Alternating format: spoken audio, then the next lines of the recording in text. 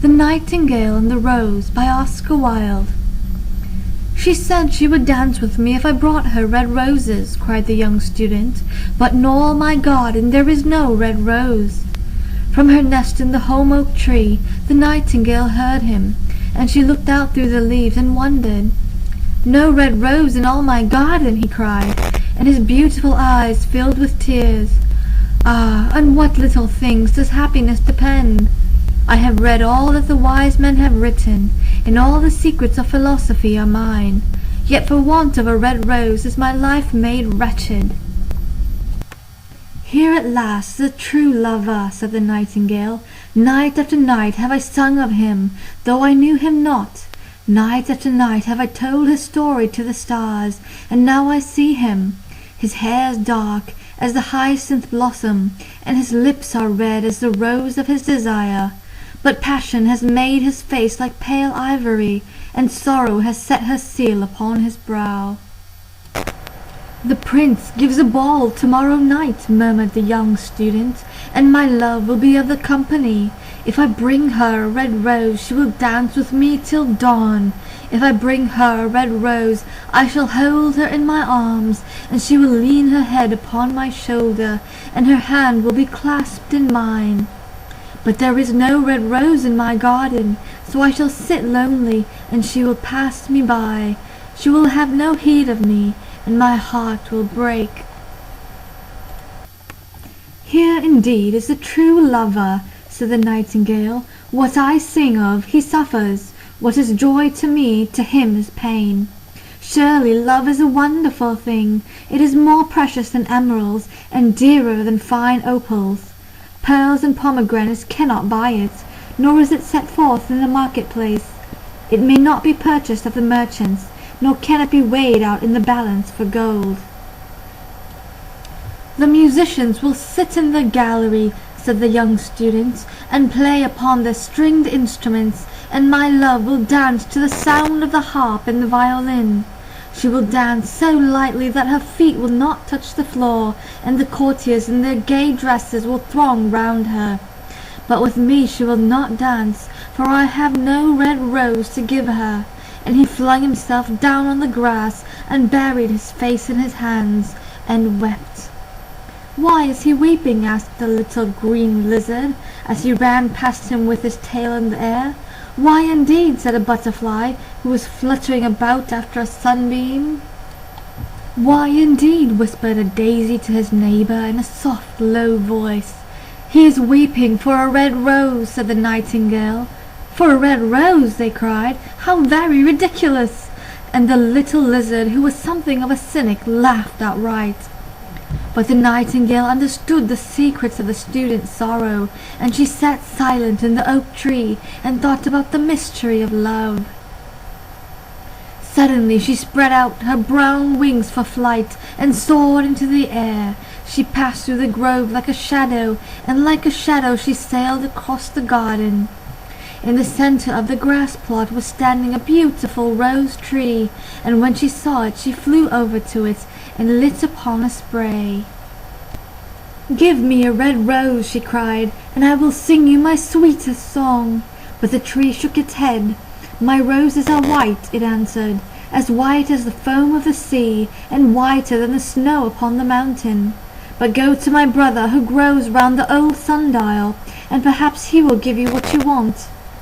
So the nightingale flew over to the rose tree that was growing round the old sundial. Give me a red rose, she cried, and I will sing you my sweetest song. But the tree shook its head. My roses are yellow, it answered, as yellow as the hair of the mermaiden who sits upon an amber throne, and yellower than the daffodil that blooms in the meadow before the mower comes with his scythe. But go to my brother who grows beneath the student's window, and perhaps he will give you what you want. So the nightingale flew over to the rose tree that was growing beneath the student's window. Give me a red rose, she cried, and I will sing you my sweetest song. But the tree shook its head. My roses are red, it answered, as red as the feet of the dove, and redder than the great fans of coral that wave and wave in the ocean cavern. But the winter has chilled my veins, and the frost has nipped my buds, and the storm has broken my branches, and I shall have no roses at all this year." "One red rose is all I want," cried the nightingale. "Only one red rose. Is there no way by which I can get it?" "There is a way," answered the tree, "but it is so terrible that I dare not tell it to you." "Tell it to me," said the nightingale. "I am not afraid." "If you want a red rose," said the tree, "you must build it out of music by moonlight, and stain it with your own heart's blood. You must sing to me with your breast against the thorn. All night long you must sing to me, and the thorn must pierce your heart, and your lifeblood must flow into my veins and become mine." "Death is a great price to pay for a red rose," cried the nightingale, "and life is very dear to all. It is pleasant to sit in the green wood and to watch the sun in his chariot of gold and the moon in her chariot of pearl. Sweet is the scent of the hawthorn, and sweet are the bluebells that hide in the valley, and the heather that blows in the hill.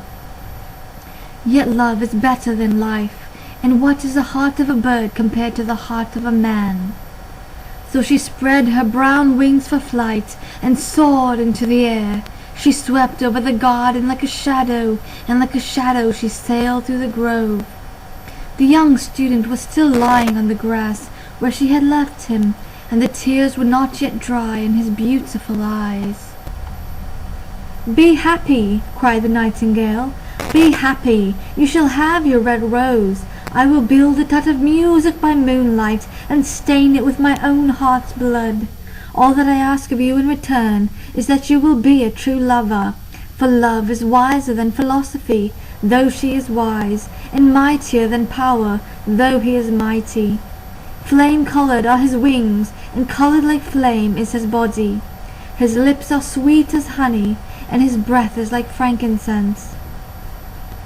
The student looked up from the grass and listened, but he could not understand what the nightingale was saying to him, for he only knew the things that are written down in books. But the oak tree understood, and felt sad, for he was very fond of the little nightingale who had built her nest in his branches. "Sing me one last song," he whispered. "I shall feel very lonely when you are gone." So the nightingale sang to the oak tree, and her voice was like water bubbling from a silver jar.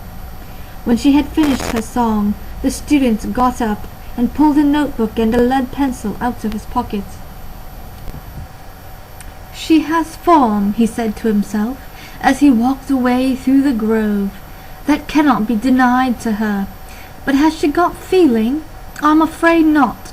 In fact, she is like most artists. She is all style without any sincerity. She would not sacrifice herself for others. She thinks merely of music, and everybody knows that the arts are selfish. Still, it must be admitted that she has some beautiful notes in her voice. What a pity it is that they do not mean anything, or do any practical good." And he went into his room and lay down on his little pallet bed and began to think of his love, and after a time he fell asleep. And when the moon shone in the heavens, the nightingale flew to the rose tree and set her breast against the thorn. All night long she sang with her breast against the thorn, and the cold crystal moon leaned down and listened. All night long she sang, and the thorn went deeper and deeper into her breast, and her lifeblood ebbed away from her. She sang first of the birth of love in the heart of a boy and a girl, and the topmost spray of the rose tree there blossomed a marvelous rose, petal following petal, as song followed song. Pale was it at first, as the mist that hangs over the river, pale as the feet of the morning, and silver as the wings of the dawn. As the shadow of a rose in a mirror of silver, as the shadow of a rose in a water pool, so was the rose that blossomed on the topmost spray of a tree. But the tree cried to the nightingale to press closer against the thorn. "Press closer, little nightingale," cried the tree, "or the day will come before the rose is finished." So the nightingale pressed closer against the thorn, and louder grew her song, for she sang of the birth of passion in the soul of a man and a maid. And a delicate flush of pink came into the leaves of the rose, like the flush in the face of the bridegroom when he kisses the lips of the bride. But the thorn had not yet reached her heart, so the rose's heart remained white, for only a nightingale's heart's blood can crimson the heart of a rose. And the tree cried to the nightingale to press closer against the thorn. "Press closer, little nightingale," cried the tree, "or the day will come before the rose is finished." So the nightingale pressed closer against the thorn, and the thorn touched her heart, and a fierce pang of pain shot through her. Bitter, bitter was the pain, and wilder grew her song, for she sang of the love that is perfected by death, of the love that dies not in the tomb.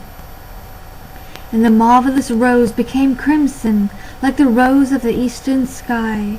Crimson was the girdle of petals, and crimson as a ruby was the heart. But the nightingale's voice grew fainter, and her little wings began to beat, and a film came over her eyes. Fainter and fainter grew her song, and she felt something choking her in her throat. Then she gave one last burst of music. The white moon heard it, and she forgot the dawn and lingered on in the sky. The red rose heard it, and it trembled all over with ecstasy, and opened its petals to the cold morning air. Echo bore it to her purple cavern in the hills, and woke the sleeping shepherds from their dreams. It floated through the reeds of the river, and they carried its message to the sea.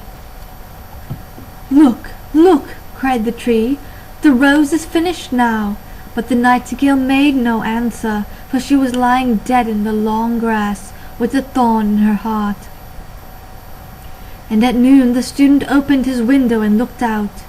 "Why, what a beautiful piece of luck!" he cried. "Here is a red rose. I have never seen any rose like it in all my life. It is so beautiful that I am sure it has a long Latin name." And he leaned down and plucked it. Then he put on his hat and ran up to the professor's house with the rose in his hand. The daughter of the professor was sitting in the doorway winding blue silk on a reel, and her little dog was lying at her feet. "You said that you would dance with me if I brought you a red rose," cried the student. "Here is the reddest rose in all the world. You will wear it tonight next to your heart, and as we dance together it will tell you how I love you." But the girl frowned. "I am afraid it will not go with my dress," she answered, "and besides, the chamberlain's nephew has sent me some real jewels, and everybody knows that jewels cost far more than flowers." "Well, upon my word, you are very ungrateful," said the student angrily, and he threw the rose into the street, where it fell into the gutter, and a cartwheel went over it. "Ungrateful," said the girl. "I tell you what, you are very rude, and after all, who are you? Only a student. Why, I don't believe you have even got silver buckles to your shoes, as the chamberlain's nephew has." And she got up from her chair and went into the house. "What a silly thing love is," said the student as he walked away. "It is not half as useful as logic, for it does not prove anything, and it is always telling one of the things that are not going to happen, and making one believe things that are not true. In fact, it is quite unpractical, and, as in this age to be practical is everything, I shall go back to philosophy and study metaphysics."